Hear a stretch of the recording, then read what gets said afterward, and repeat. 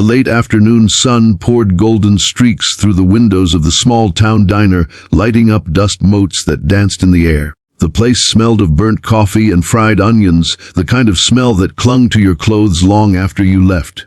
It was a Tuesday, quiet enough that conversations carried easily across booths, but tense enough that a storm was brewing under the surface. It wasn't until Elijah, a single father of one, stepped in for a quick lunch with his daughter that he realized the storm wasn't his. It belonged to someone else. And once he noticed the first sign, he couldn't look away. He couldn't stay silent. If you believe in kindness, in protecting those who can't always protect themselves, and in the power of second chances, please take a moment to like, comment, share, and subscribe to Kindness Journal. Your support helps spread stories that can truly change lives. Elijah was a man hardened by circumstance but softened by love for his 8-year-old daughter Mira. At 35, life had already thrown him into a whirlwind. His wife had passed away when Mira was barely 3, leaving him to shoulder the weight of grief and fatherhood in equal measure. He worked long shifts at a repair shop, hands always bruised and stained with grease, but his evenings belonged to Mira. This day, though, he decided to take her out for pancakes, a rare treat that fit snugly between paydays. That's when he noticed her, the waitress. She was young, maybe mid-20s, with dark circles under her eyes and a smile that looked forced, like it had been painted on too many times. Her name tag read Sarai. When she approached their booth, Elijah caught the first sign. Her hands trembled as she poured water into their glasses, spilling droplets that rolled down onto the table. She whispered an apology so quietly it was almost swallowed by the clinking dishes from the kitchen. Her eyes darted, not to Elijah or Mira, but to a corner booth near the counter where 3 men sat laughing too loudly, staring at her every move. The second sign came moments later. As Sarai delivered plates to another table, one of the men called out to her in a mocking tone, loud enough for the whole diner to hear. Elijah saw her shoulders stiffen, saw the way her lips pressed together as if trapping words that might betray her fear. She turned her head, forced a laugh, and walked back to the counter. Mira, innocent yet perceptive, asked her father why the mean men kept looking at the lady. Elijah only squeezed her hand, unsure how to explain cruelty to a child who still believed the world was mostly good. The third sign wasn't just fear, it was retreat. Sarai disappeared into the kitchen for nearly 10 minutes, even though customers were waiting. When she emerged, her eyes were red, as though she had been crying. She avoided the men's table, but they didn't avoid her. One of them stood near the restroom door when she passed, leaning too close, murmuring something Elijah couldn't hear. She froze, smiled tightly, and brushed by him like prey skirting a predator. Elijah clenched his jaw, his gut twisted. He knew harassment when he saw it. He had witnessed enough in his years working in rough garages and late night shifts.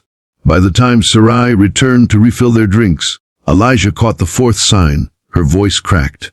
"More coffee, sir?" she asked, though her eyes stayed glued to the floor. She didn't dare look up. She didn't dare linger. Mira watched with wide eyes, sensing the heaviness even if she didn't understand it fully. Elijah gently shook his head and whispered, "No, thank you." But his gaze followed her. The men whistled from across the diner, laughing like jackals circling their prey.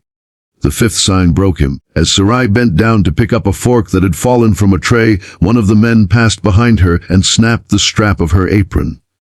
She flinched violently, her face flushing with shame as laughter erupted. No one else moved. No one said a word. A silence filled the diner, the kind that screams louder than sound. Elijah looked at Mira, saw her little brow furrow in confusion, and in that moment he knew. He could not stay silent, not when a child was watching, not when a woman was suffering, not when decency demanded action.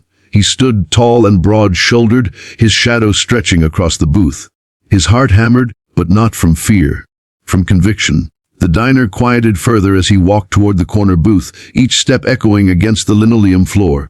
The men looked up, smirks plastered across their faces, but Elijah didn't speak to them first. He turned to Sarai.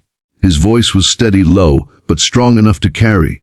"You don't deserve this. Nobody does." His words cracked the silence like a hammer against glass. The men scoffed, one leaning back lazily, muttering, "Mind your own business."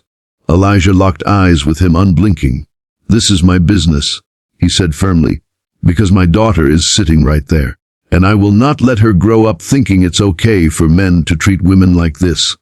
Mira's small hands clutched the edge of the booth as her father stood like a shield between Sarai and the three men.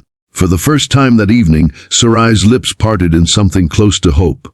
The men shifted uncomfortably when other diners began murmuring, some nodding, some pulling out their phones. Harassers thrived in silence, but now silence was gone. Emboldened by Elijah's stance, the manager of the diner finally stepped forward, ordering the men to leave. They grumbled, threatened, but when Elijah took one more step closer, his chest rising like a wall, they relented.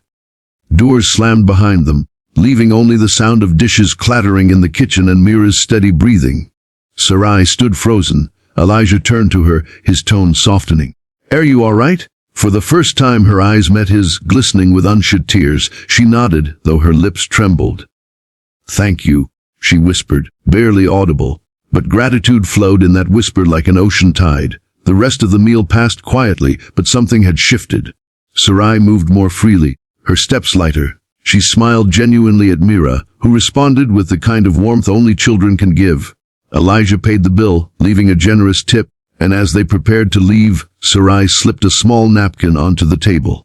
In careful handwriting, it read, "You reminded me that there are still good men in the world. Don't ever stop." On the drive home, Mira looked up from the back seat and asked, "Daddy, why did you help her?" Elijah swallowed the lump in his throat. "Because, sweetheart, when we see someone hurting and we can help, we should. That's what makes the world better."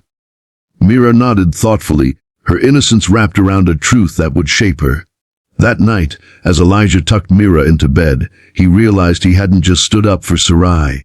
He had stood up for every person who'd ever been silenced, every woman who'd ever been made to feel small, every child who needed to know courage still existed in this world. And maybe, just maybe, his late wife would have been proud. If this story touched your heart, if it reminded you of the power of courage and kindness, please like, comment, share, and subscribe to Kindness Journal. Together, we can spread these reminders that standing up for others is never wasted. And before you go, I have a special request.